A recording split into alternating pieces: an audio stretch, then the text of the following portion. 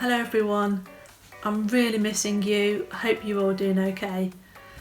So when I was your age, it was a long time ago, I used to go and visit my grandma and granddad after school or at the weekends, and at their house they didn't have a nice green lawn.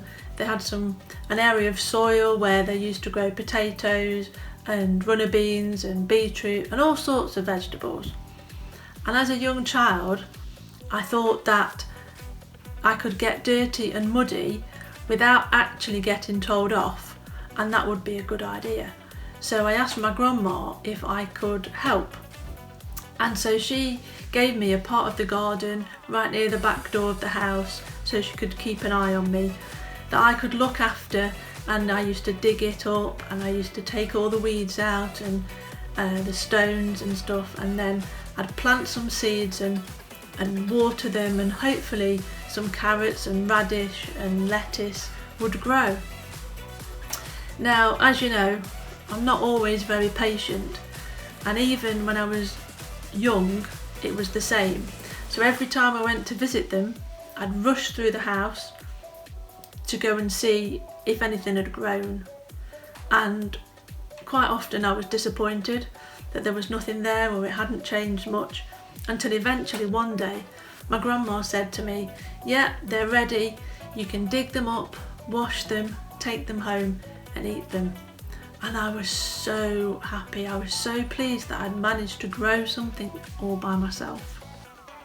But I had to learn from my grandparents that even though I'd planted these seeds, they all had different experiences, and some of them grew, some of them didn't, some of them got eaten up by animals, birds and things. And so this reminded me of a parable that Jesus told. And as you know, a parable is a story that he told to teach his disciples and the crowds a way of living. And so I've asked a friend to come today to read you the story from the Bible. So if you want to read along, or if you want to look it up later, it's in the book of Mark, which is in the New Testament, and it's chapter 4. And I hope I don't regret this, because he's a bit of a monkey, so I'll go and get him and I'll be back soon.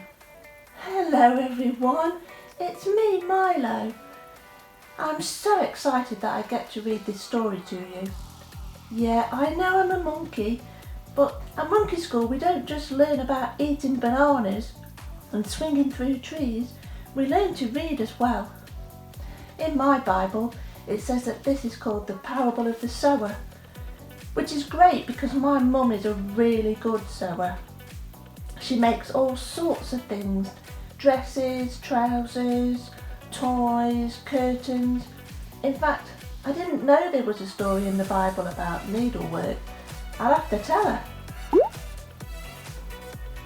What? Yeah, a sewer. It's what? Someone who plants seeds? Oh. Okay, I didn't know that. Well, let's read the story then. So, the next time Jesus taught beside the Lake Galilee, a big crowd gathered. It was so large that he had to get into a boat and go out onto the lake while the people stood on the shore. Wow, he must have had a really loud voice, because I don't think they had microphones in those days. And this is what he told them. A man went out to sow some seed. Some of the seed fell onto the path, and the birds came and took it away. Some of the seed fell into shallow soil. It grew quickly, but it didn't have a root, and when the sun shone, the plants burned and died. Some of the seed fell onto what was also full of weeds. The corn grew tall, but so did the weeds, and in the end the weeds took up so much room that the corn died. But some of the seed fell into good soil, and it grew and grew, and the farmer was able to make a good harvest. Oh, I'm so glad that was okay for him. But I wonder what Jesus wanted us to learn. Do you know what the seed might represent and what the types of soil might mean? Tell the person sitting next to you. Well, the seeds are times that we hear God and His Word, and the types of soil represent our hearts. If we carry on reading the story in the Bible, Jesus tells the crowd that the seeds that fell on the road are the people who hear about God but aren't that bothered. We might have friends that aren't interested when we talk to them about church or the base or kids zone. Then he says